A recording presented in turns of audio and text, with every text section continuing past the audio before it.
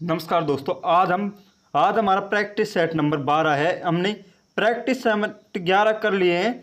जो हमने एसएससी और रेलवे के लिए जीके और जीएस के प्रैक्टिस सेट चला रखे हैं, उसमें से आज प्रैक्टिस सेट नंबर 12 है। इसके अंदर हम 25 क्वेश्चन देखते हैं, जिसमें सभी क्वेश्चनों का एक्स्ट्रा फैक्ट सहित डिटेल के साथ एनालिसिस करते हैं। और और भी ज़्यादा इंपॉर्टेंट क्वेश्चन होता है कि जो हमारे एग्जामों में बार बार पूछा जाता है, तो उसका हम और भी ज़्यादा एआई के साथ उसका विश्लेषण करते हैं। तो हम बिना देरी किए हुए चलते हैं आज के हमारे पहले क्वेश्चन पर। आज का हमारा पहला क्वेश्चन है, भारतीय संविधान का भारतीय संविधान का 91वां संविधान संशोधन अधिनियम 2003 का क्या प्रावधान करता है? तो ये क्या प्रावधान करता है? मंत्रिपरिषद के आकार की अधिकतम सीमा तय करता है। ये क्या मंत्रिपरिषद के आकार की अधिकतम सीमा तय करता है? तो इसके बारे में और देखते हैं। 91वां संविधान संशोधन 2003 मंत्रिपरिषद के आकार को सीमित करता है। इसके अनुसार केंद्रीय मंत्रिपरिषद में मंत्रियों की कुल संख्या लोकसभा के कुल सदस्यों की संख्या की 15% है। कितने? 15% है। 15% से अधिक नहीं हो सकती, होनी चाहिए। यह कदम सरकार ने अनावश्यक विस्तार को रोकने के लिए उठाया गया है। ये कह क्या रहा है कि लोकसभा के जितने सदस्य हैं उनका 15%, जो 545 का 15% से अधिक नहीं होने चाहिए। कितने? 15% से अधिक मंत्री नहीं होने चाहिए, ये कह रहा है। अब इसके बारे में और देख लेते हैं कि हमारे आज तक कितने संविधान संशोधन हो चुके हैं और संविधान संशोधन कौन से अनुच्छेद के अंतर्गत आता है, और महत्वपूर्ण संविधान संशोधन इस एक वीडियो में देखते हैं। इस एक ट्यूशन के नीचे चलते हैं हम। अब हमारा पहला है संविधान संशोधन। संविधान संशोधन के बारे में बेसिक में जानते हैं। बेसिक परिचय। भाग कौन से में? भारतीय संविधान के भाग 20 में। कौन से में? भाग 20 में संशोधनों का वर्णन किया गया है। और अनुच्छेद कौन सा है? अनुच्छेद 368 के अंतर्गत, अनुच्छेद 368 के में संसद को संविधान में संशोधन करने की शक्ति प्रदान की गई। किसको? संसद को। स्त्रोत संशोधन की प्रक्रिया दक्षिण अफ्रीका से। कहाँ? दक्षिण अफ्रीका से संविधान संशोधन लिए गए हैं। अब इसकी शक्ति के बारे में देखते हैं। संविधान संशोधन की शक्ति केवल भारतीय संसद के पास है। किसके पास? भारतीय संसद के पास है। राज्य विधानमंडल इसमें कोई विधेयक पेश नहीं कर सकती। कोई भी विधेयक पेश नहीं कर सकते। अब हम ऐसे संविधान संशोधन देखते हैं जो हमारे एग्जाम में बार बार पूछे जाते हैं। पहला ही संविधान संशोधन है। कौन सा? पहला संविधान संशोधन। पहला संविधान संशोधन 1951 में हुआ था। कब? 1951 में। इसके द्वारा संविधान में 9वीं अनुसूची। कौन सी? 9वीं अनुसूची, जो भूमि सुधार कानूनों को न्यायिक समीक्षा से बचाया जा सके। 9वीं अनुसूची किससे संबंधित है? भूमि सुधार से। किससे? भूमि सुधार से। अगला है 7वां संविधान संशोधन। कौन सा? 7वां संविधान संशोधन 1956 में हुआ। कब? 1956 में भाषाई आधार पर राज्यों का पुनर्गठन किया गया। 7वें संविधान संशोधन के अंतर्गत भाषाई आधार पर राज्यों का पुनर्गठन किया गया था, जिसमें 14 राज्य और 6 केंद्र शासित प्रदेश बनाए गए। कितने? 14 राज्य और 6 केंद्र शासित प्रदेश बनाए गए। यही प्रावधान किया गया है कि एक व्यक्ति 2 या 2 से अधिक राज्यों के राज्यपाल हो सकता है। और 7वां संविधान संशोधन के तहत यह प्रावधान किया गया कि एक राज्य है ना, एक राज्य का एक राज्यपाल होता है, लेकिन एक ही व्यक्ति 2 या 2 से अधिक राज्यों का राज्यपाल हो सकता है। कौन से संविधान संशोधन के तहत यह किया गया? 7वें संविधान संशोधन के तहत। अगला है 10वां संविधान संशोधन। कौन सा? 10वां संविधान संशोधन। 10वां संविधान संशोधन 10 से 1961 में। कब? 1961 में दादरा और नगर हवेली को केंद्र शासित प्रदेश के रूप में भारत में शामिल किया गया। कब? 1961 में दादरा नगर हवेली को केंद्र शासित प्रदेश के रूप में भारत में शामिल किया गया। अगला है 12वां संविधान संशोधन। कौन सा? 12वां संविधान संशोधन 1962। गोवा, दमन और दीव को भारतीय संघ में शामिल किया गया। गोवा और दमन दीव को भारत में शामिल किया गया। अगला है 13वां संविधान संशोधन। कौन सा? 13वां संविधान संशोधन। 13वां संविधान संशोधन है 62 में, कब 1962 में नागालैंड को विशेष संरक्षण देते हुए राज्य का दर्जा मिला। कैसे नागालैंड को राज्य का दर्जा दिया गया। अगला है 14 संविधान संशोधन 1962, कब 1962 में। पुडुचेरी को केंद्र शासित प्रदेश के रूप में भारतीय संघ में शामिल किया गया। किसको? पुडुचेरी को। अगला है 15वां संविधान संशोधन, कौन सा? 15वां संविधान संशोधन। ये 1963 में, कब? 1963 में हाई कोर्ट के न्यायाधीशों की सेवानिवृत्ति के बाद 60 वर्ष से बढ़ाकर 62 वर्ष कर दी। कितनी? पहले हाई कोर्ट के न्यायाधीशों की सेवानिवृत्ति की उम्र कितनी थी? 60 वर्ष। उससे बढ़ाकर 62 वर्ष कब की गई? ये की गई है 15वें संविधान संशोधन 1963 में। कब? 1963 में 15वें संविधान संशोधन के तहत। अगला है 21वां संविधान संशोधन, कौन सा? 21वां संविधान संशोधन 1963। 21वां संविधान संशोधन 1963 सिंधी भाषा को 8वीं अनुसूची में 15वीं क्षेत्रीय भाषा, कौन सी? 15वीं क्षेत्रीय भाषा में शामिल किया गया, जो 21वें संविधान संशोधन 1967 में जोड़ी गई। कौन सी? सिंधी भाषा। अगला है 24वां संविधान संशोधन 1971, कौन सा? 24वां संविधान संशोधन 1971 सरकार संसद को मौलिक अधिकारों सहित संविधान के किसी भी हिस्से में संशोधन करने का पूर्ण अधिकार दिया गया। कौन से 9वें संविधान 24वें संविधान संशोधन में मौलिक अधिकारों सहित संसद को मौलिक अधिकारों सहित संविधान के किसी भी हिस्से में संशोधन करने का पूर्ण अधिकार दिया गया, अनुच्छेद संविधान संशोधन 24 के तहत। अगला है 26वां संविधान संशोधन, कौन सा? 26वां संविधान संशोधन 1971 पूर्व रियासत के सांसदों के प्रीवी प्रेस, कौन सी? प्रीवी प्रेस और विशेषाधिकारों को समाप्त कर दिया गया। कौन सी? 26वें संविधान संशोधन 1971 में जो राजाओं को प्रीवी प्रेस मिलती थी, प्रीवी पेंसिल, वो समाप्त कर दिया गया। अगला है 31वां संविधान संशोधन, कौन सा? 31वां संविधान संशोधन 1973 लोकसभा की सीटों की संख्या 525 से बढ़ाकर 545। ये कब की गई? ये क्वेश्चन पूछा जाता है कि लोकसभा में सीटों की संख्या 525 से बढ़ाकर 545 कब की गई? 545 कब की गई थी? ये की गई थी 31वें संविधान संशोधन में। कब? 31वें संविधान संशोधन 1973 में 525 से लोकसभा की सीटों को 525 से बढ़ाकर 545 कर दी गई। अगला है 35वां संविधान संशोधन, कौन सा? 35वां संविधान संशोधन 1974 35वां संविधान संशोधन। ये सिक्किम को भारत के सह राज्य का दर्जा दिया गया। कब? 1974 में सिक्किम को भारत का सह राज्य का दर्जा दिया गया। अगला 36वां संविधान संशोधन 1975 में। कब? 36वां संविधान संशोधन 1975 में सिक्किम को भारत का 22वां पूर्ण राज्य बनाया गया। कब? भारत का 22वां पूर्ण राज्य कब बनाया गया? 1975 में 36वें संविधान संशोधन के तहत। अगला है 42वां संविधान संशोधन। 42वें संविधान संशोधन को लघु संविधान कहते हैं। क्या? कौन सा? लघु संविधान, जो 1976 में। इससे 42वें संविधान संशोधन पर हम अगर इस पर अगली वीडियो में एक अलग से 42वां संविधान संशोधन अलग से पढ़ेंगे, क्योंकि इससे बार बार क्वेश्चन पूछे जाते हैं। कौन से 42वें संविधान संशोधन से? इसे लघु संविधान कहा जाता है। ये क्वेश्चन लगभग बहुत बार एग्जाम में पूछा जा चुका है कि लघु संविधान कौन से, लघु संविधान किस संविधान संशोधन कहते हैं? तो ये 42वें संविधान संशोधन 1976 को कहा जाता है। इसमें प्रस्तावना में 3 सुधार किए गए।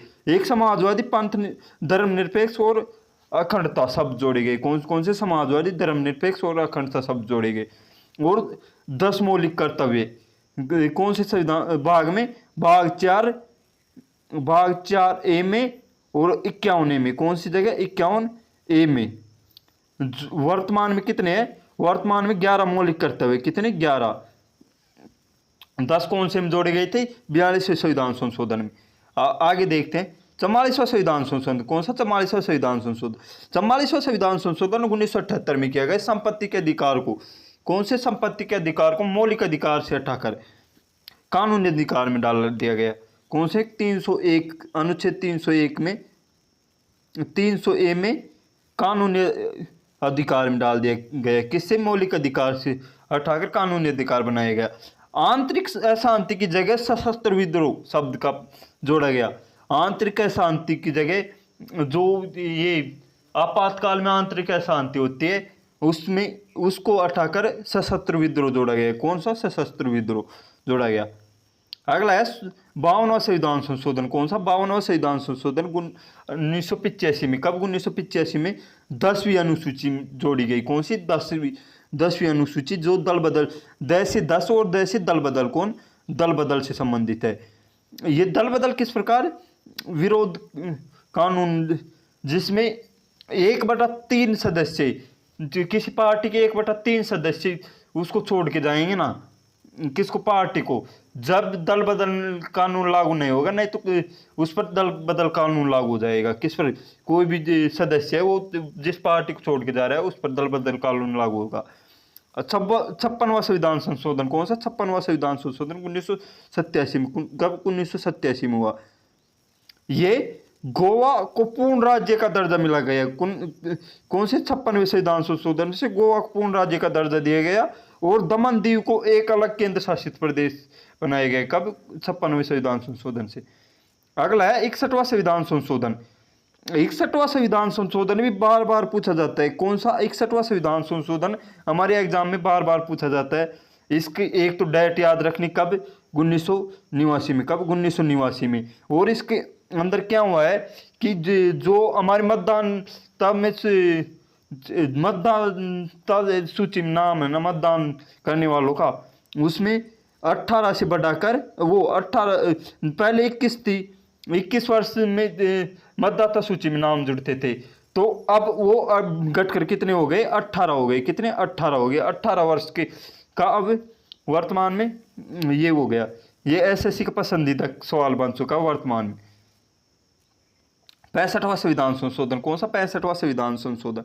ये 1990 में। कब? 1990 में हुआ था। और इसमें एससी और एसटी के लिए एक बहुसंसदीय राष्ट्रीय आयोग की स्थापना की गई। कौन सी? बहुसंसदीय राष्ट्रीय आयोग की स्थापना की गई।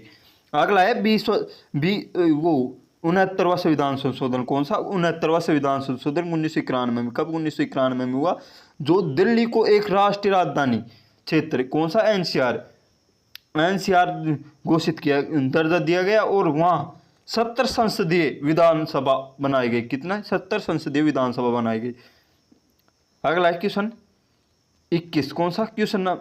वो 71वां संविधान संशोधन है। 71वां संविधान संशोधन 1992 में। कब? 1992 में हुआ। ये 8वीं अनुसूची में 3 और भाषाएं जोड़ी गई। कौन सी? नमक। कौन सी? ये इसकी ट्रिक है, नमक।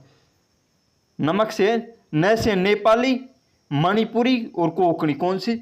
न से नेपाली, मणिपुरी और कोंकणी, ये 3 भाषाएं जोड़ी गई। कौन सी? अनुसूची 8 में। अगला है 73वां संविधान संशोधन 1992 में। 73वां संविधान संशोधन ये भी क्वेश्चन बार बार पूछा जाता है। जो किससे संबंधित है? पंचायती राज को संवैधानिक दर्जा मिला है और 11वीं अनुसूची जोड़ी गई। 73वें संविधान संशोधन में 11वीं अनुसूची जोड़ी गई और पंचायती राज को संवैधानिक दर्जा दिया गया। अगला 74वां संविधान संशोधन, ये भी इसका ही भाई है। किसका? 73वें का ही भाई है। जो 74वां संविधान संशोधन 1992 में है, जिसमें नगर पालिकाओं को संवैधानिक दर्जा दिया गया। इसमें तो पंचायती राज को दिया गया 73वें में तो, और 74वें में नगर पालिका को संवैधानिक दर्जा मिला। जो 12वीं अनुसूची जोड़ी गई। कौन सी? 12वीं अनुसूची जोड़ी गई उसके अंतर्गत। अगला है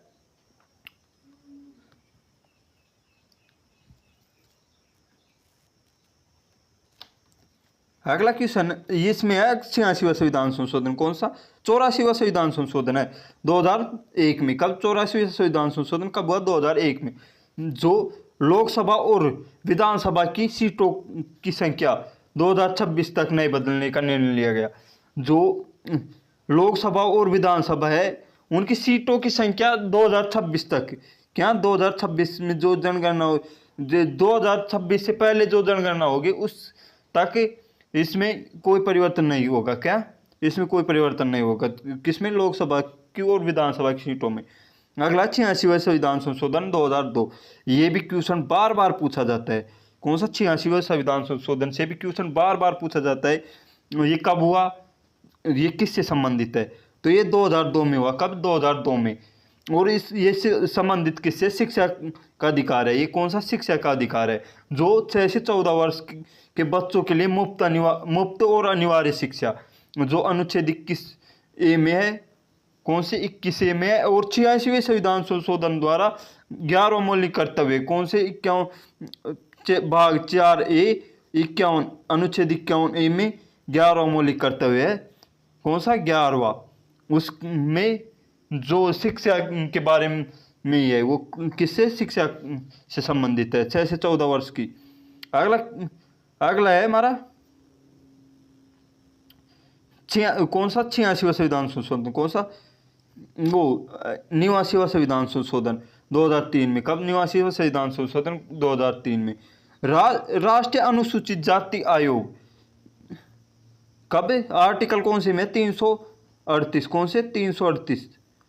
और राष्ट्रीय अनुसूचित जनजाति आयोग 338 है, 338A अलग अलग कर दिया गया। इन दोनों को अलग अलग कौन से संविधान संशोधन से किया? ये क्या है? 89वें संविधान संशोधन 2003 में। अगला है 91वां संविधान संशोधन। कौन सा? 91वां संविधान संशोधन। 91वां संविधान संशोधन किससे संबंधित है? 2003 में हुआ। ये मंत्रिपरिषद का आकार सीमित करता है, जो अभी अब क्वेश्चन में पूछा गया है, ये आ गया है। मंत्रिपरिषद का आकार सीमित, मंत्रियों की संख्या लोकसभा और विधानसभा की कुल सदस्य संख्या के 15%। कितने? 15% से अधिक नहीं हो सकती। ये अगला है 92वां संविधान संशोधन। 92वां संविधान संशोधन जो 2003 में। कब? 2003 में 8वें अनुसूची से संबंधित है। किससे? 8वें अनुसूची से संबंधित है। इसमें 4 भाषा जोड़ी गई। कौन कौन सी? बोडो, डोंगरी, संताली, मैथिली। कौन सी? बोडो, डोंगरी, संताली, मैथिली, जो 22 भाषाएं हो जाएगी। ये 4 भाषाएं जुड़ने के बाद 22 भाषाएं होगी। किसमें? भारतीय संविधान में। ये बोडो, डोंगरी, मैथिली और संताली है, BDMS। कौन सी? BDMS। अगला है 97वां संविधान संशोधन। कौन सा? 97वां संविधान संशोधन। ये 2011 में सहकारी समितियों से संबंधित है। किससे? सहकारी समितियों से को संवैधानिक दर्जा दिया गया। किस? कौन सी समितियों को? सहकारी समितियों को संवैधानिक दर्जा दिया गया। अगला है 99वां संविधान संशोधन 2002।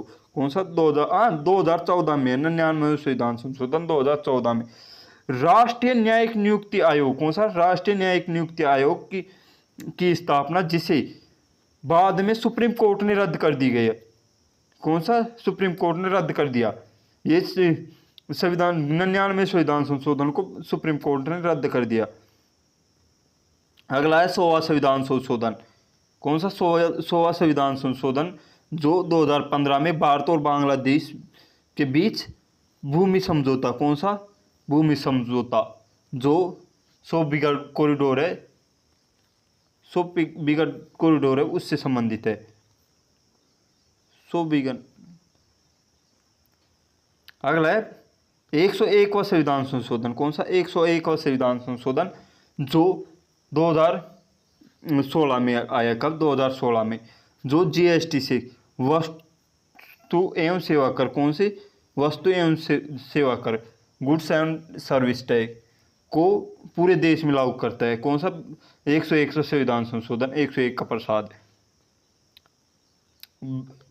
102वां संविधान संशोधन। कौन सा? 102वां संविधान संशोधन 2018 में। राष्ट्रीय पिछड़ा वर्ग आयोग। कौन सा? राष्ट्रीय पिछड़ा वर्ग आयोग को संवैधानिक दर्जा दिया गया, NCBC। 103वां संविधान संशोधन 2019। कौन सा? 103वां संविधान संशोधन 2019। आर्थिक रूप से कमजोर वर्ग के लिए 10% आरक्षण प्रावधान। अगला है 104वां संविधान संशोधन। कौन सा? 104वां संविधान संशोधन 2020। लोकसभा विधानसभा में SC ST का आरक्षण 10 साल बढ़ाया गया। कितना? 10 साल के लिए बढ़ाएगा। और एंग्लो इंडियन कोटे को समाप्त कर दिया गया। इसमें 104वें संविधान संशोधन में जो लोकसभा में SC और ST की सीटों का आरक्षण था, उसको तो 10 साल के लिए बढ़ा दिया गया और एंग्लो इंडियन कोटे की समाप्त कर दिया गया। 105वां संविधान संशोधन 2021। राज्यों को अपनी ओबीसी सूची में बनाने की शक्ति फिर से दे दी गई। किस कौन सी राज्यों को अपनी ओबीसी शक्ति बनाने की।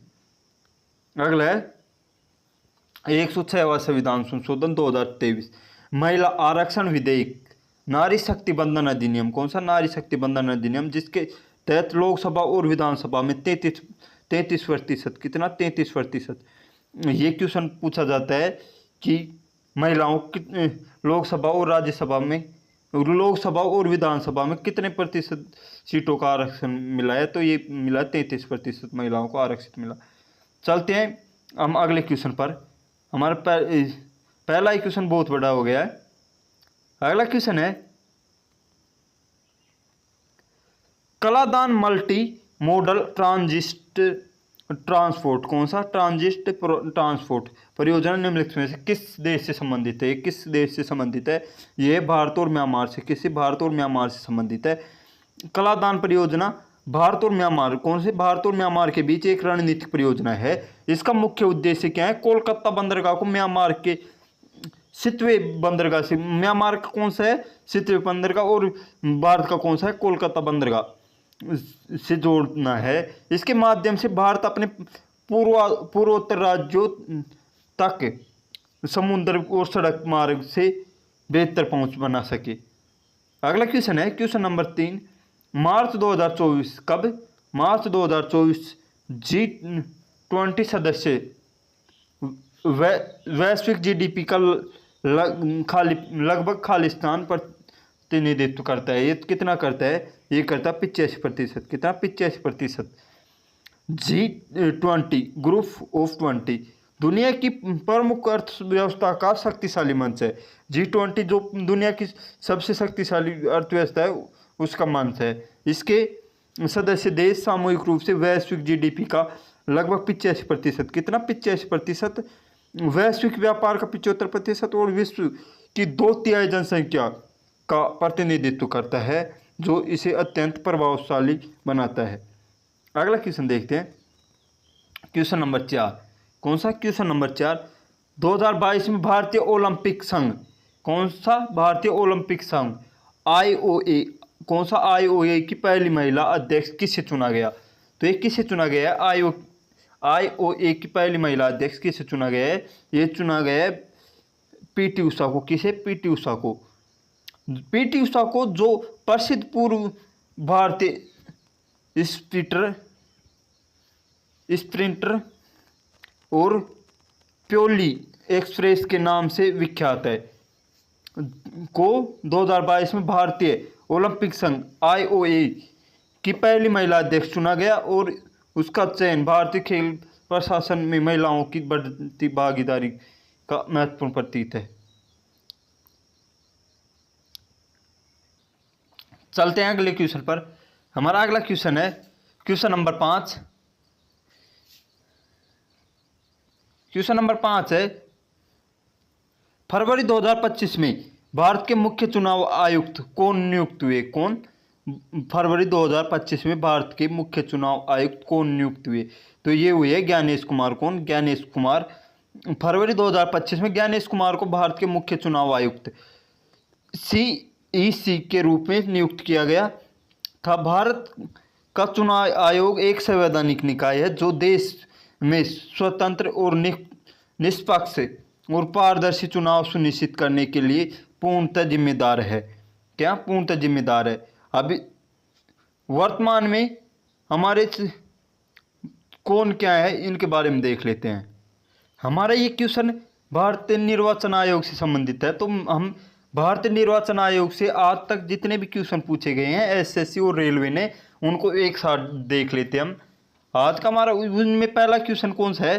पहला क्वेश्चन है भारतीय संविधान के किस अनुच्छेद में निर्वाचन आयोग का प्रावधान है? तो ये किससे संबंधित है? कौन से अनुच्छेद में? अनुच्छेद 324 में। कौन से? अनुच्छेद 324 में। ये हमारी SSC CGL 2022 और RRB NTPC 2021 में पूछा गया ये क्वेश्चन है। अगला है भारत के प्रथम मुख्य चुनाव आयुक्त कौन थे? क्या? भारत के प्रथम मुख्य चुनाव आयुक्त कौन थे? तो ये कौन थे? सुकुमार सेन। कौन? सुकुमार सेन, जो ये हमारे SSC MTS 2021 की परीक्षा में पूछा गया। और ग्रुप डी में पूछा गया है। अगला है मुख्य चुनाव आयुक्त की नियुक्ति किसके द्वारा की जाती है? किसकी? मुख्य चुनाव आयुक्त की नियुक्ति किसके द्वारा की जाती है? तो ये किसके द्वारा की जाती है? भारत के राष्ट्रपति द्वारा। किसके? भारत के राष्ट्रपति द्वारा की जाती है। अगला क्वेश्चन है क्वेश्चन नंबर 4, निर्वाचन आयोग की स्थापना किस वर्ष और तिथि को हुई है? किसके निर्वाचन आयोग की स्थापना ये कब हुई? 25 जनवरी 1949 को। कब? 25 जनवरी 1949 को। इसलिए 25 जनवरी को राष्ट्रीय मतदाता दिवस, कौन सा? राष्ट्रीय मतदाता दिवस मनाया जाता है। अगला क्वेश्चन है किस संविधान संशोधन के तहत मतदान की आयु 21 वर्ष से घटाकर 18 वर्ष की गई? अभी हमने जो संविधान संशोधन देखे थे उसमें ये क्वेश्चन आया था, तो मैंने इस पर जोर दिया था इस क्वेश्चन पर। तो 61वां संविधान संशोधन अधिनियम 1989 में। कब? 1989 में। जो ये क्वेश्चन पूछा गया SSCGL 2019 और रेलवे JEE इनमें पूछा गया है, और भी एग्जामों में पूछा गया है, लेकिन ये दो अभी लेटेस्ट पूछा गया। मुख्य चुनाव आयुक्त का कार्यकाल कितना होता है? क्या? मुख्य चुनाव आयुक्त का कार्यकाल कितना होता है? ये होता है 6 वर्ष या 65 वर्ष की आयु तक। कौन कितने? 6 वर्ष या 65 वर्ष की आयु, जो भी पहले हो। अगला है भारत की पहली महिला मुख्य चुनाव आयुक्त कौन? भारत की पहली महिला मुख्य चुनाव आयुक्त कौन थी? तो ये थी VS रमा देवी। कौन सी? VS रमा देवी। कौन? VS रमा देवी। अगला है चुनाव आयोग में मुख्य चुनाव आयुक्त कौन? चुनाव आयोग में मुख्य चुनाव आयुक्त के अलावा और कितने सदस्य होते हैं? तो ये कितने सदस्य होते हैं? 2 अन्य चुनाव आयुक्त, कुल 3 सदस्य होते। एक तो मुख्य चुनाव आयोग के मुख्य चुनाव आयुक्त होते हैं और 2 अन्य चुनाव आयुक्त होते हैं। कुल मिलाकर 3 होते हैं। कितने? 3 होते हैं। अगला है क्वेश्चन 9वां, राष्ट्रीय मतदाता दिवस हर साल कब मनाया जाता है? कब मनाया जाता है? 25 जनवरी को। कब? 25 जनवरी को मनाया जाता है। अगला है राष्ट्रीय आदर्श चुनाव आचार संहिता। कौन से? आदर्श चुनाव आचार संहिता कौन लागू करता है? ये निर्वाचन आयोग करता है। कौन? निर्वाचन आयोग राष्ट्रीय चुनाव आचार संहिता लागू करता है। अगला है भारत में EVM कौन? EVM electronic voting machine. कौन सी? EVM का प्रयोग सबसे पहले किस राज्य में किया गया है? कौन से राज्य में किया गया? केरल में। केरल में 1982 में पारुक विधानसभा क्षेत्र में। कौन सी? पारुक विधानसभा क्षेत्र में केरल में। जो ये क्वेश्चन पूछा गया है रेलवे में। कब? रेलवे में। निर्वाचन आयोग किस प्रकार की संस्था है? निर्वाचन आयोग किस प्रकार की संस्था है? यह है स्वतंत्र और संवैधानिक निकाय। कौन सी? स्वतंत्र और संवैधानिक निकाय। अगला है भारतीय राजनीतिक दलों का चुनाव चिन्ह और मान्यता कौन प्रदान करता है? चुनाव चिन्ह और मान्यता कौन प्रदान करेगा? निर्वाचन आयोग। कौन? निर्वाचन आयोग। जो भारतीय संविधान राजनीतिक दल होते हैं उनका चुनाव चिन्ह और उनको मान्यता प्रदान करने का कार्य कौन करता है? निर्वाचन आयोग। अगला है मुख्य चुनाव आयुक्त कौन? मुख्य चुनाव आयुक्त को उसके पद से कैसे हटाया जा सकता है? तो ये कैसे हटाया जा सकता है? संसद के दोनों सदनों द्वारा विशेष बहुमत से। जैसे सुप्रीम कोर्ट के न्यायाधीश को हटाया जाता है उसी प्रकार मुख्य चुनाव आयुक्त को बैठाया जा सकता है। अगला है पंचायतों और नगर पालिकाओं के चुनाव कौन करवाता है? किसके? पंचायतों और नगर पालिकाओं के चुनाव कौन कराता है? राज्य निर्वाचन आयोग। कौन सा? राज्य निर्वाचन आयोग। ये भारत का मुख्य निर्वाचन आयोग नहीं कराता। ये हम कंफ्यूजन में भारत का मुख्य चुनाव आयोग कर देते हैं, लेकिन ये राज्य जैसे भी राज्य होता है उसका राज्य चुनाव आयोग करवाता है। कौन? राज्य निर्वाचन आयोग। अगला है VVPAT। कौन सा? VVPAT का पूर्ण नाम क्या है? Voter verified paper audit trial. अगला है 17वां क्वेश्चन, सांसदों की अयोग्यता के मामले में राष्ट्रपति किससे सलाह लेते हैं? तो ये किससे सलाह लेंगे? निर्वाचन आयोग से। राष्ट्रपति अगर सांसदों की अयोग्यता घोषित करे, सांसदों को अयोग्य घोषित करे, तो किससे सलाह लेगा? निर्वाचन आयोग से। निर्वाचन आयोग का सचिवालय का मुख्यालय कहाँ स्थित है? किसका? निर्वाचन आयोग का सचिवालय का मुख्यालय कहाँ स्थित है? ये है निर्वाचन सदन नई दिल्ली में। कौन सी जगह? निर्वाचन सदन नई दिल्ली में। अगला है क्वेश्चन नंबर 19, वर्तमान में भारत के मुख्य चुनाव आयुक्त कौन है? तो ये है ज्ञानेश कुमार। कौन? ज्ञानेश कुमार है 2025-26 में। संविधान का कौन सा भाग, क्या संविधान का कौन सा भाग निर्वाचनों से संबंधित है? ये कौन सा है? भाग 15। कौन सा? भाग 15 जो निर्वाचनों से संबंधित है। चलते हैं अगले क्वेश्चन पर। हमारा क्वेश्चन 5 हो गए थे। क्वेश्चन नंबर 6 है, आशा कार्यक्रम कौन सा? आशा कार्यक्रम शुभारंभ के 2 दशक कौन सा वर्ष चिन्हित करता है? तो ये कौन सा वर्ष चिन्हित करेगा? ये करता है 2025। कौन सा? 2025। आशा, अब आशा का पूर्ण नाम देखते हैं, एड्रेक्ट सोशल हेल्थ और अचीव्ड। कार्यक्रम का शुभारंभ भारत में राष्ट्रीय ग्रामीण स्वास्थ्य मिशन के तहत 2005 में हुआ था।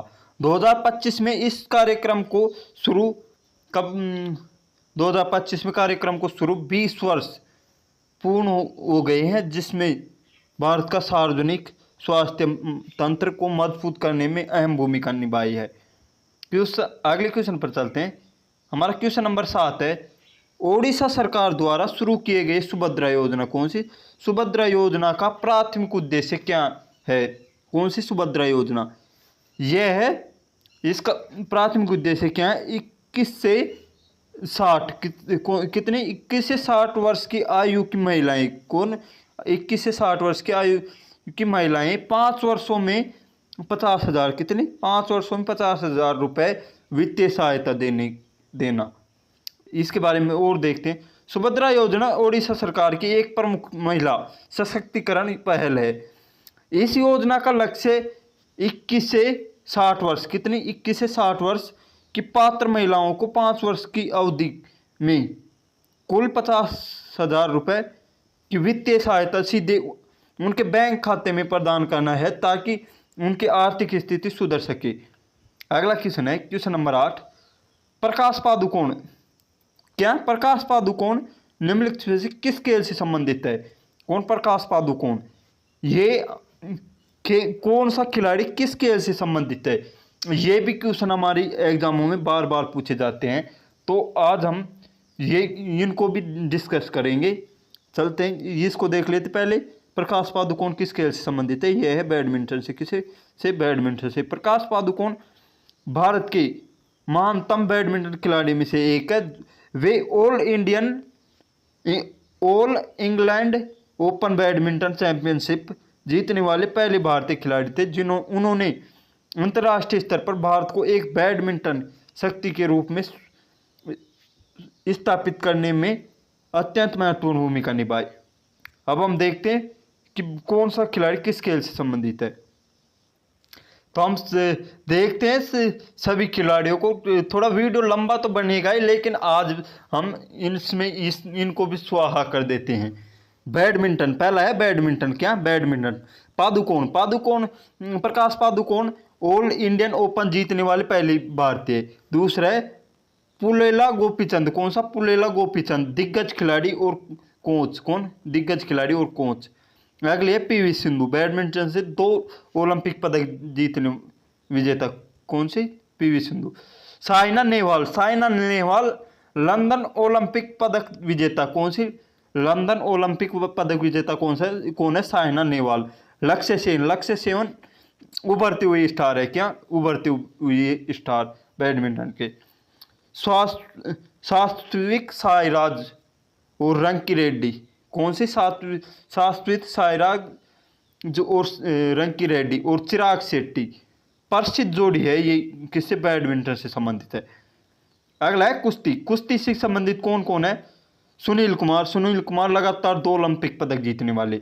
योगेश्वर दत्त लंदन ओलंपिक पदक जीतने वाले। बजरंग पुनिया विश्व चैंपियनशिप पदक विजेता। विनेश फोगाट एशियाई खेलों की स्वर्ण विजेता। क्या? स्वर्ण विजेता। अगला है रवि कुमार दहिया टोक्यो ओलंपिक रजत पदक विजेता। अंशु मलिक। कौन? अंशु मलिक विश्व चैंपियनशिप रजत, कौन सा, विश्व चैंपियनशिप रजत। अगला है मुक्केबाजी, कौन, मुक्केबाजी, मुक्केबाजी से मैरी कॉम, कौन, मैरी कॉम 6 बार की विश्व चैंपियनशिप, कौन, विश्व चैंपियन कौन मुक्केबाजी में है, मैरी कॉम। विजेंद्र सिंह, कौन, विजेंद्र सिंह ओलंपिक पदक जीतने वाले पहले भारतीय मुक्केबाज, कौन, ओलंपिक पदक जीतने वाले पहले भारतीय मुक्केबाज है। अगला है लवलीना बोरगोहन, कौन, लवलीना बोरगोहन, लवलीना बोरगोहन टोक्यो ओलंपिक पदक विजेता है, कौन सा, टोक्यो ओलंपिक पदक विजेता, कौन, लवलीना बोरगोहन। निकत जरीन, निकत जरीन किससे, कुश्ती से विश्व चैंपियन। अमित पंघाल, अमित पंघाल एशियाई खेल खेल स्वर्ण विजेता, कौन, एशियाई खेल स्वर्ण विजेता। शिव थापा, कौन सा, शिव थापा एशियाई चैंपियनशिप पदक विजेता, कौन, एशियाई चैंपियनशिप पदक विजेता। अगला है निशानेबाजी से, किससे, निशानेबाजी से, निशानेबाजी से कौन कौन है, अभिनव बिंद्रा व्यक्तिगत ओलंपिक स्वर्ण जीतने वाले पहले भारतीय, कौन, अभिनव बिंद्रा। मनु भाकर युवा सनसनी और विश्व पदक विजेता। अगला है सौरभ चौधरी, सौरभ चौधरी एशियाई खेलों के स्वर्ण विजेता, कौन, एशियाई खेलों के स्वर्ण विजेता। अगला है गगन नागर, कौन, गगन नागर लंदन ओलंपिक पदक विजेता, कौन, लंदन ओलंपिक पदक विजेता। अगला है जीतू राय, कौन, जीतू राय पिस्तौल शूटर, कौन, पिस्तौल शूटर। अगला है अंजुम मोदगिल, कौन, अंजुम मोदगिल जो राइफल शूटर है। अगले देखते हैं एथलेटिक्स, कौन, एथलेटिक्स, एथलेटिक्स कौन कौन है, नीरज चोपड़ा जो भारत भाला फेंक और ओलंपिक और स्वर्ण विजेता, कौन, ओलंपिक और स्वर्ण विजेता, विश्व स्वर्ण विजेता। अगला है मिल्खा सिंह, मिल्खा सिंह जो द फ्लाइंग सिख, क्या, द फ्लाइंग सिख दौड़ से संबंधित है। पीटी उषा, पीटी उषा है प्योली एक्सप्रेस, कौन सी, प्योली एक्सप्रेस दौड़ से संबंधित है। अगला है अविनाश सांवले, अविनाश सांवले स्पिटल चेंज से, किससे, स्टीपल चेंज से, किससे, स्टीपल चेंज से। अगला है हिमा दास, कौन, हिमा दास, हिमा दास डिंग एक्सप्रेस दौड़ से संबंधित है, किससे, दौड़ से। अगला है अंजू बोबी, कौन, अंजू बोबी जोर्द जो लंबी कूद से संबंधित है, किससे, लंबी कूद से।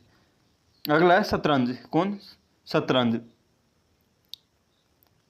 शतरंज से कौन संबंधित है, विश्वनाथ आनंद, कौन, विश्वनाथ आनंद भारत के पहले ग्रैंड मास्टर।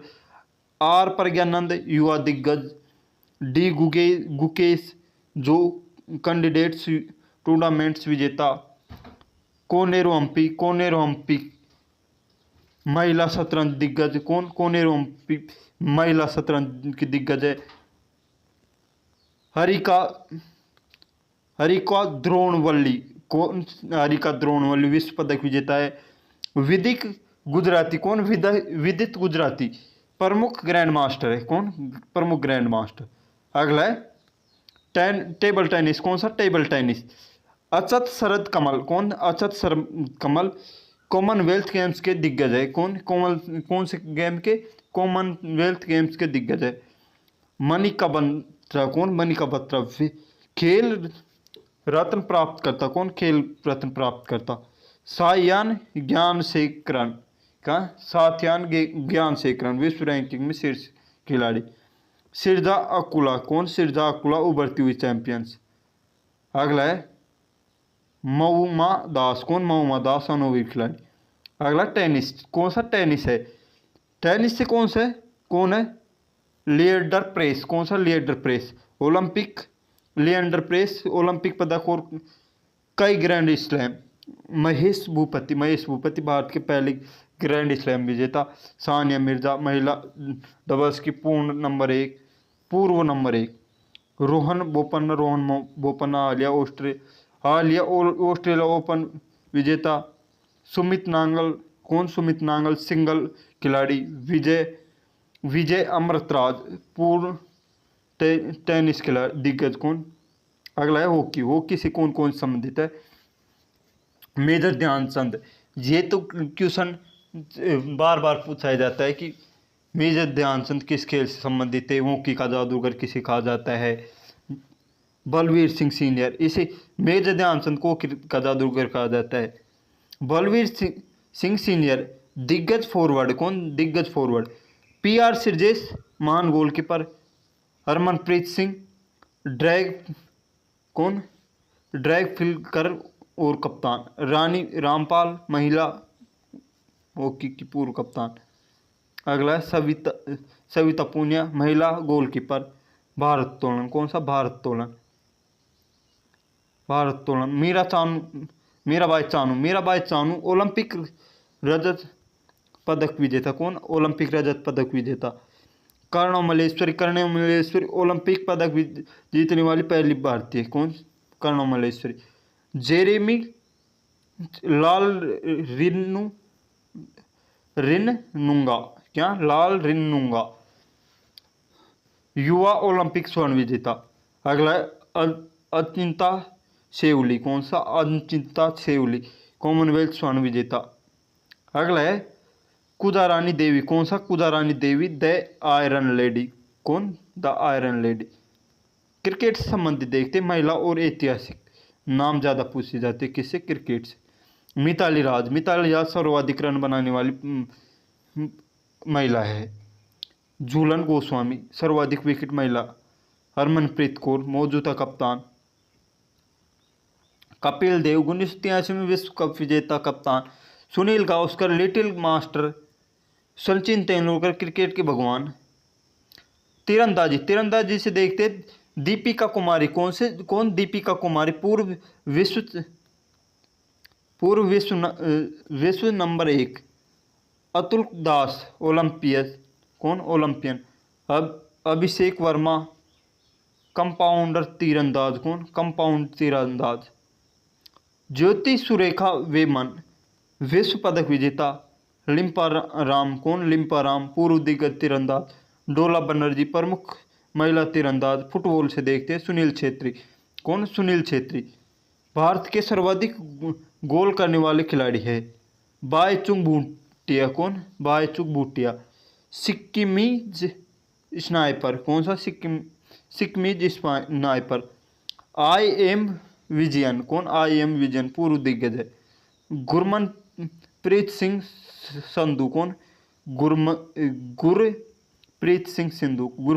संधू गोलकीपर है।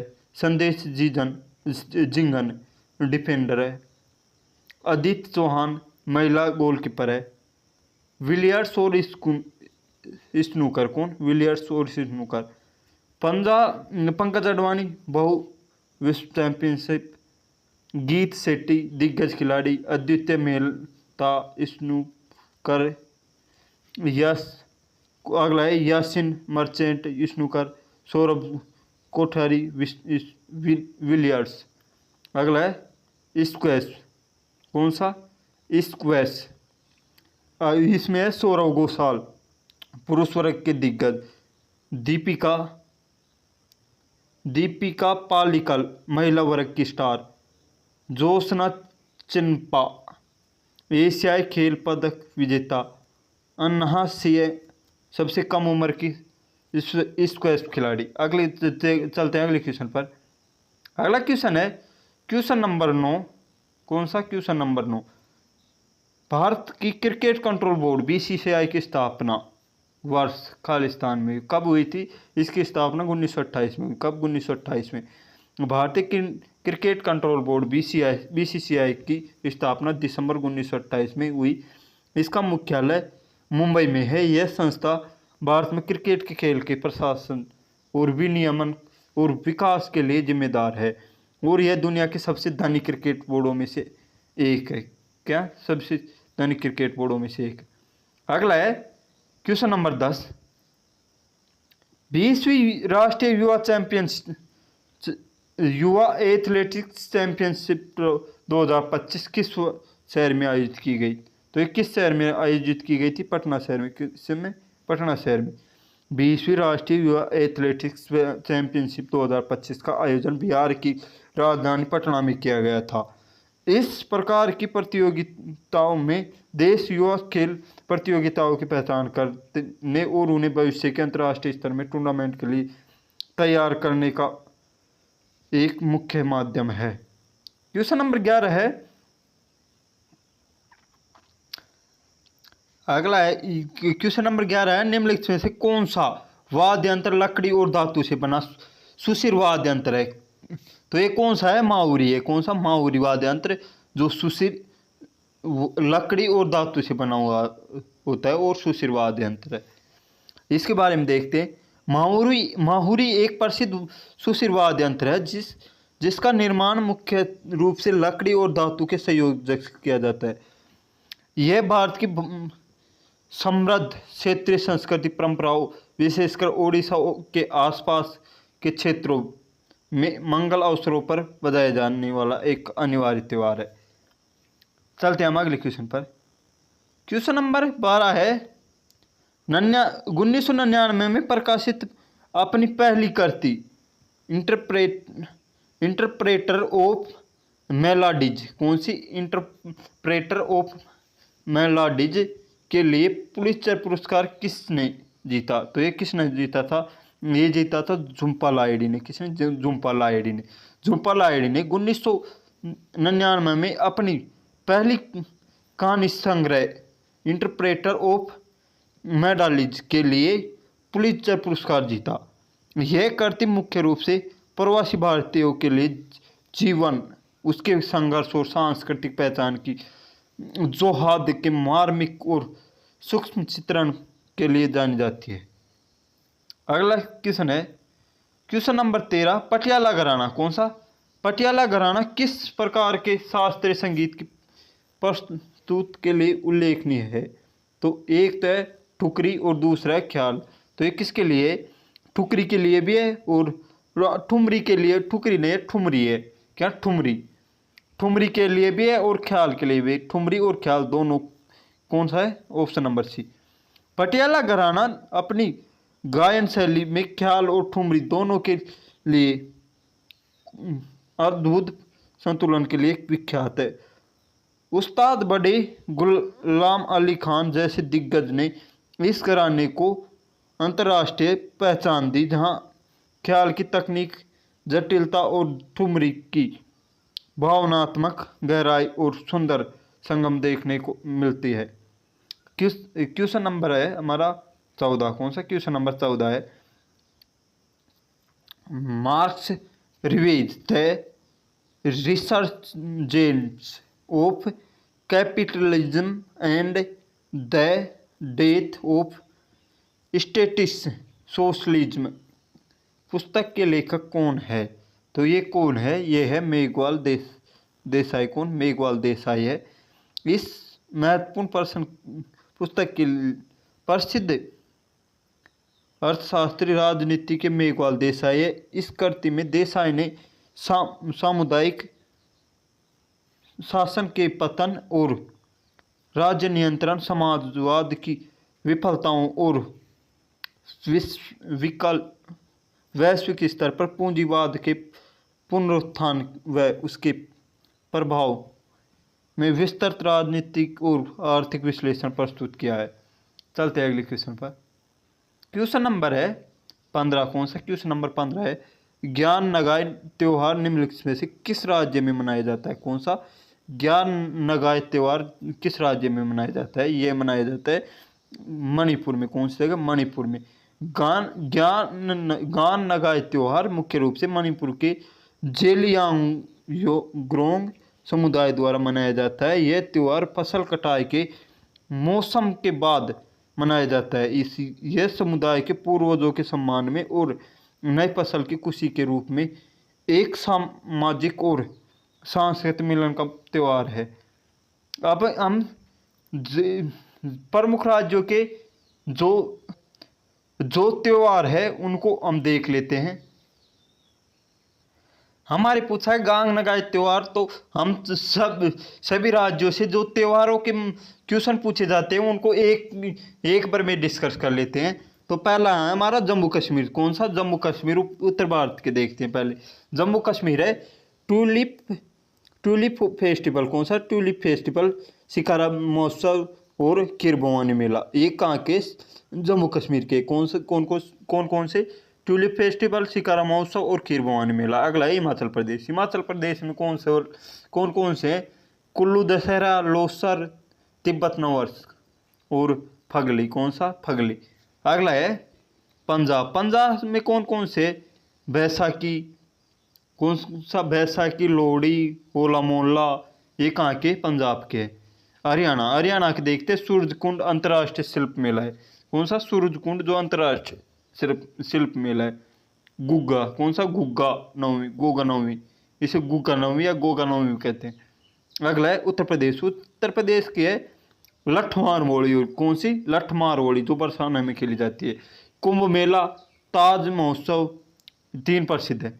उत्तराखंड के हैं फूलदेई, हरेला, नंदा देवी, राज राज जात यात्रा, कौन सी, नंदा देवी राज जात यात्रा। अगला है पूर्व और उत्तरी भारत के। असम में पहला, असम में कौन सा, बिहू। बिहू में कौन, बोहाग बिहू, माघ और काती, बोहाग, माघ और काती। अम्बुबाची मेला। अम्बुबाची मेला असम का कामाख्या माता मंदिर में, कौन सी, कामाख्या मंदिर में। माजुली उत्सव, जो माजुली द्वीप कहाँ है, असम में। मणिपुर है गांग नगाई, याओसांग और मणिपुर की होली, याओसांग को मणिपुर की होली कहते हैं। सिरुई लिली महोत्सव, कौन सा, सिरुई लिली महोत्सव। अगला है नागालैंड। नागालैंड के कौन कौन से, नागालैंड के होर्नबिल फेस्टिवल, इसे त्योहारों का त्योहार कहा जाता है। और मोहात्सु, कौन सा, मोहात्सु महोत्सव। सिक्किम है, सिक्किम का है सांगा दावा, कौन सा, सांगा दावा लोसुंग, कौन सा, सांगा दावा और लोसुंग महोत्सव। अरुणाचल प्रदेश है। अरुणाचल प्रदेश के कौन कौन से, लोसर और लोसुंग, कौन सा, लोसर और लोसुंग, कहाँ के, अरुणाचल प्रदेश के। लोसर लोसुंग नहीं है, ये सोलुंग है, कौन सा, गलत बोल दिया मैंने, सोलुंग है, सोलुंग और तोरंग्या, कौन सा, तोरंग्या। अगला है ओडिशा। ओडिशा में कौन कौन से प्रसिद्ध है, ओडिशा की है रथ यात्रा, पुरी की रथ यात्रा। और नुआखाई, रज पर्व, कोणार्क नृत्य महोत्सव। पश्चिम बंगाल के कौन कौन से, दुर्गा पूजा, गंगा सागर मेला और डोल यात्रा। दुर्गा पूजा, गंगा सागर मेला और डोल यात्रा। बिहार का है छठ पूजा, बिहुला और सोनपुर मेला, कौन सा, छठ पूजा, बिहुला और सोनपुर मेला।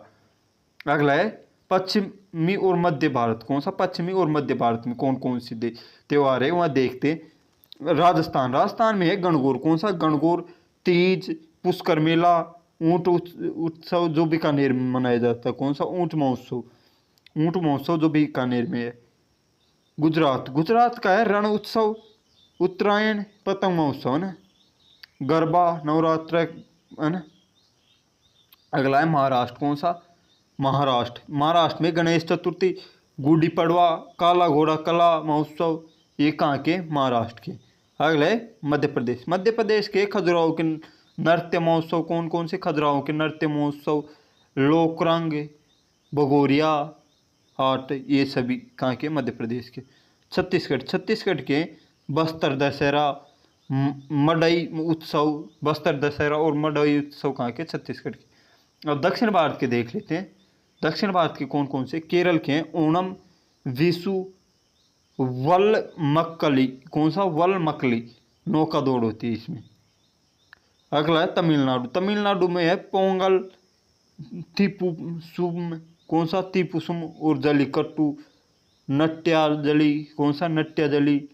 कर्नाटक। कर्नाटक के कौन कौन से, उगादी, हम्पी उत्सव, उगादी हम्पी उत्सव, कंबाला भैंस दौड़ और मैसूर दशहरा, ये सभी कहाँ के, कर्नाटक के। अगला है आंध्र प्रदेश। आंध्र प्रदेश का कौन कौन से, उगादी, ब्रह्मोत्सव।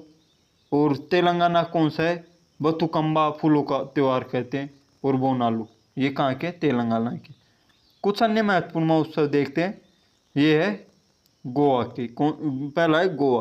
गोवा का है कार्निवल और शिग्मोत्सव, कौन सा, कार्निवल और शिग्मोत्सव। ये लद्दाख का है एमिस महोत्सव, लोसर, एमिस महोत्सव और लोसर।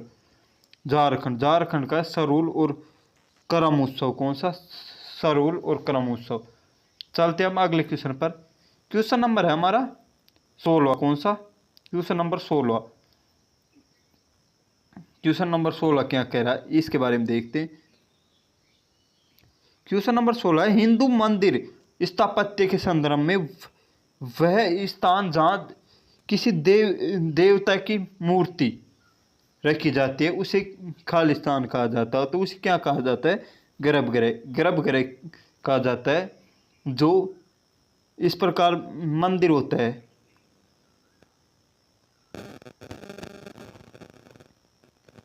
इस प्रकार मंदिर होता है। तो यहाँ जिस भी देवी देवता की मूर्ति होती है, कहाँ? यहाँ, उसको गर्भगृह कहते हैं। और मंडप किसे कहेंगे? जो उसके चारों ओर होता है उसको मंडप कहेंगे, और इसको शिखर कहेंगे। और वाहन तो देख लेंगे। हिंदू मंदिर वास्तुकला में गर्भगृह मंदिर का सबसे पवित्र और आंतरिक कक्ष होता है। यह यहीं पर मुख्य देवता की प्रतिमा स्थापित की जाती है तथा शाब्दिक अर्थ है गर्भ का कक्ष, जहाँ भक्त ईश्वर की से आध्यात्मिक एकाग्रता के माध्यम से सीधे जुड़ने का प्रयास करते हैं। अब इससे संबंधित जितने भी क्वेश्चन बनते हैं उनको एक साथ देख लेते हैं। जो अब भारतीय हिंदू मंदिरों की जो स्थापत्य की प्रमुख शब्दावलियां हैं उनको देख लेते हैं हम। पहला है, हमारा क्वेश्चन पूछा गया था गर्भगृह। तो गर्भगृह ये क्या है? यह मंदिर का सबसे मुख्य भाग होता है। यह एक छोटा कक्ष होता है जहाँ मंदिर के मुख्य देवता की मूर्ति स्थापित की जाती है।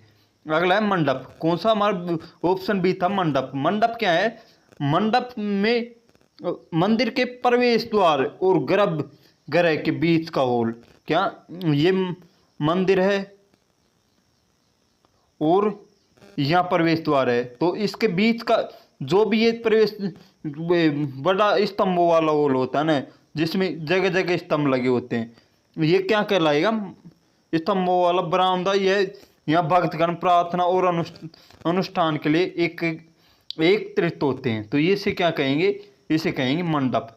अगला है शिखर। शिखर उत्तर भारतीय नागर शैली में मंदिरों के गर्भगृह के ठीक ऊपर बनी ऊंची पर्वतनुमा संरचना होती है।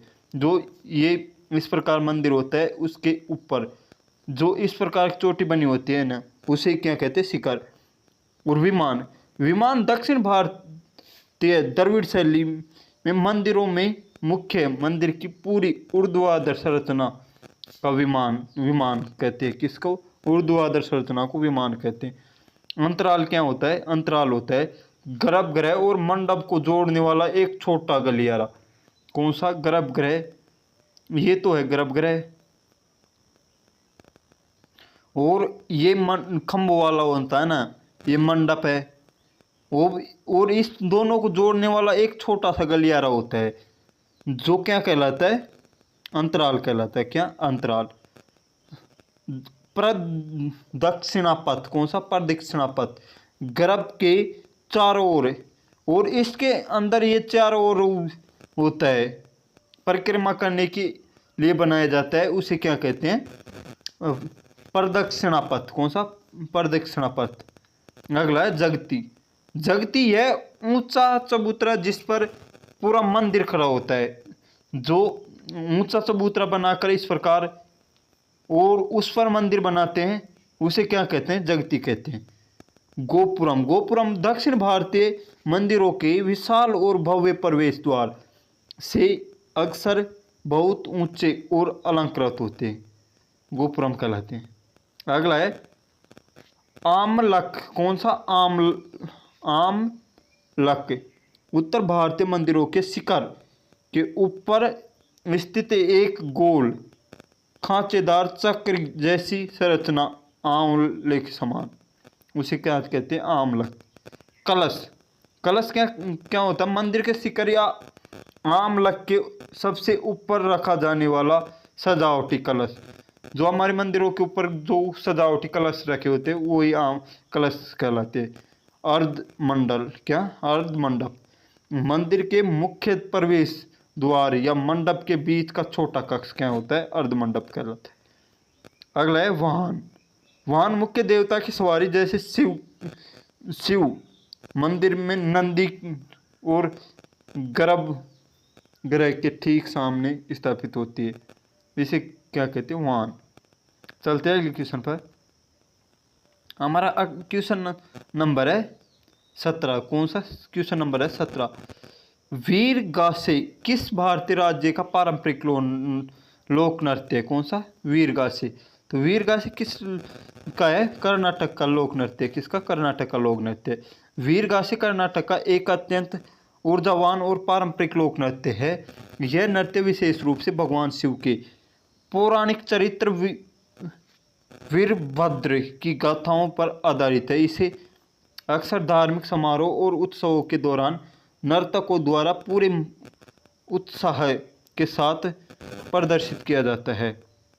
अगला क्वेश्चन है क्वेश्चन नंबर 18। क्या है? मिशन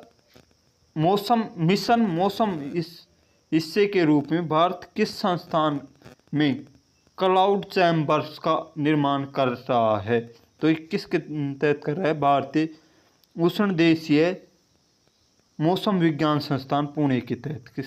भारत सरकार के मिशन मौसम के तहत पुणे स्थित भारतीय उष्णदेशीय मौसम विज्ञान संस्थान IITM के कौन सा? IITM में एक अत्याधुनिक क्लाउडर चैम्बर्स विकसित किया जा रहा है। उसका उद्देश्य प्रयोगशाला स्थितियों में बादलों के निर्माण की प्रक्रिया को समझना और सटीक मौसम पूर्वानुमान क्षमता को बढ़ाना है। अगला क्वेश्चन है क्वेश्चन नंबर 19। अगस्त 2023 में शुरू की गई उत्पादन आधारित प्रोत्साहन PLI कौन सी? PLI योजना में कितने क्षेत्र शामिल है? तो इसमें कितने क्षेत्र शामिल है? इसमें 14 क्षेत्र शामिल है। कितने? 14 क्षेत्र।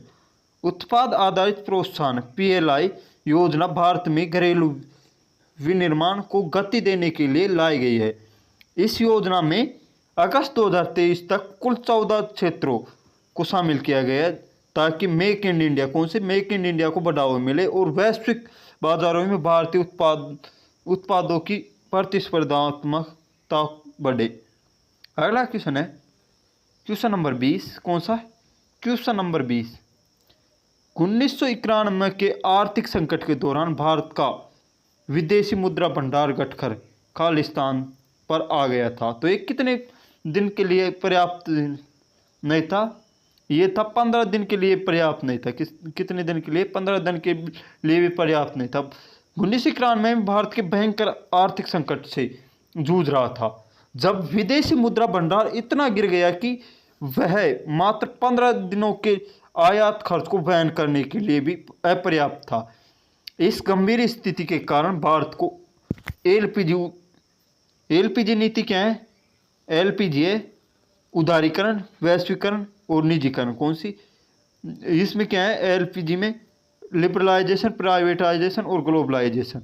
इसमें जो कंपनियों को उधार वो दिया गया, क्या छूट दी गई, और कुछ कंपनियों को निजी क्षेत्र में दे दी गई, और आयात निर्यात पर कर वगैरह छूट दी गई। ये था इसके अंदर। चलते हैं अगले क्वेश्चन पर। इसमें 1991 की आर्थिक नीति को हम पूरी को देख लेते हैं एक बार। अब देखते हैं हम 1991 की आर्थिक नीति के बारे में। कौन से? 1991 की आर्थिक नीति के बारे में। इसका मुख्य तथ्य देखते हैं। 1991 में भारत में एक गंभीर भुगतान संतुलन संकट से जूझ रहा था। विदेशी मुद्रा भंडार इतना कम हो गया था कि भारत के पास केवल 2 हफ्ते का, कितने? 2 हफ्ते का आयात के लिए पैसे बचे थे। कितने? 2 हफ्ते, यानी कि 15 दिन से कम के पैसे बचे थे। अब देखते हैं इसमें प्रमुख व्यक्तित्व कौन कौन थे। क्या प्रमुख व्यक्ति कौन थे? जिन इसमें प्रधानमंत्री कौन थे? ये क्वेश्चन भी पूछा जाता है बार बार कि 1991 की आर्थिक नीति के समय प्रधानमंत्री कौन थे? तो ये कौन थे? PV नरसिम्हा राव। कौन? PV नरसिम्हा राव। और वित्त मंत्री के बारे में पूछ लिया जाता है तो ये कौन थे? डॉक्टर मनमोहन सिंह। डॉक्टर मनमोहन सिंह। इस मॉडल को अक्सर राव मनमोहन मॉडल कहते हैं। कौन सा? राव मनमोहन मॉडल।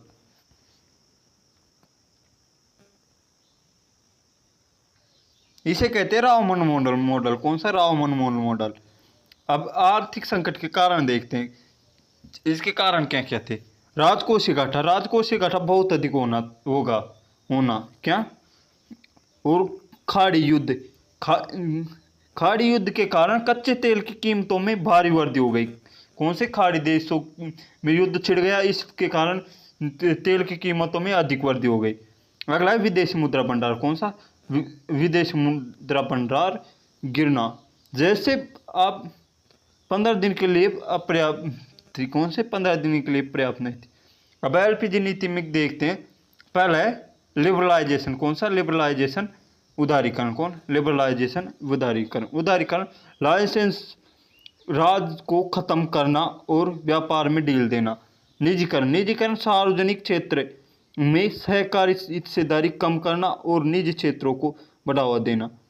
अगला है वैश्वीकरण। कौन सा, प्राइवेटाइजेशन। हाँ, globalisation, privatisation, LPG, liberalisation, privatisation और ग्लोबलाइजेशन।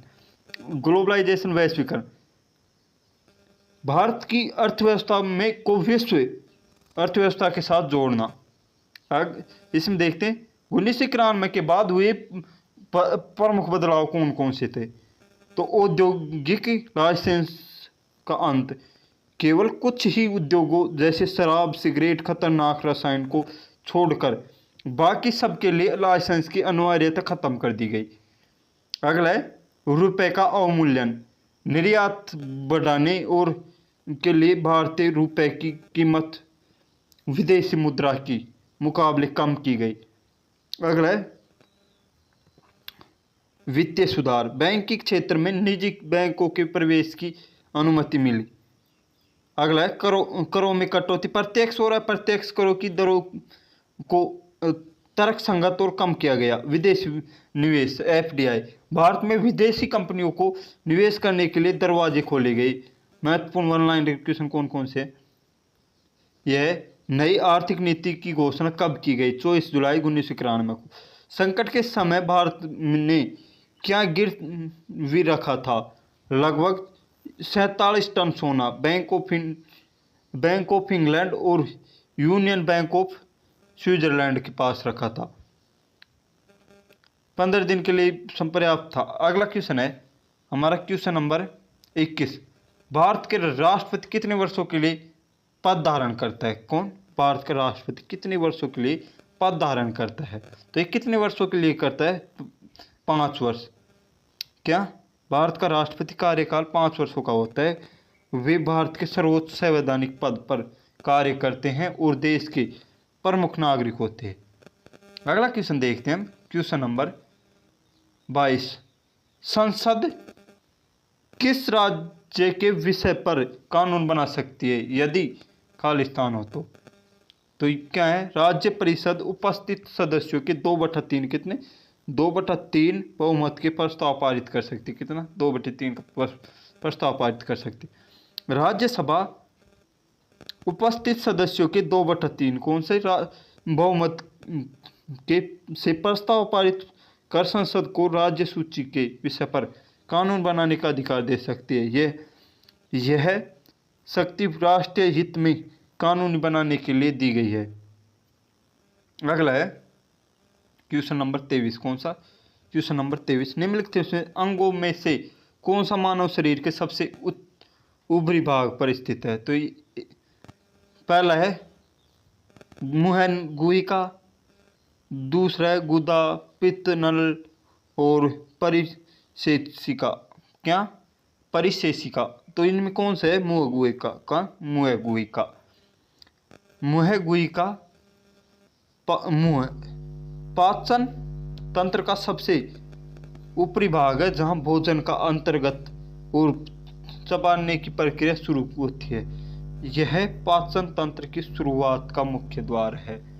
अगला क्वेश्चन है क्वेश्चन नंबर 24, निम्नलिखित में से कौन सा अंग, क्या, निम्नलिखित में से कौन सा अंग मानव शरीर में उत्सर्जन तंत्र का हिस्सा है। तो एक पहला है मूत्रवाहिनी का एक जोड़ा और दूसरा है मूत्रमार्ग। तो इसमें कौन सा सही है, दोनों ही सही है। किसका, मानव उत्सर्जन तंत्र का, किसका, मानव उत्सर्जन तंत्र का हिस्सा कौन कौन है, मूत्रवाहिनी का एक जोड़ा और मूत्रमार्ग, दोनों ही हिस्सा है इसके।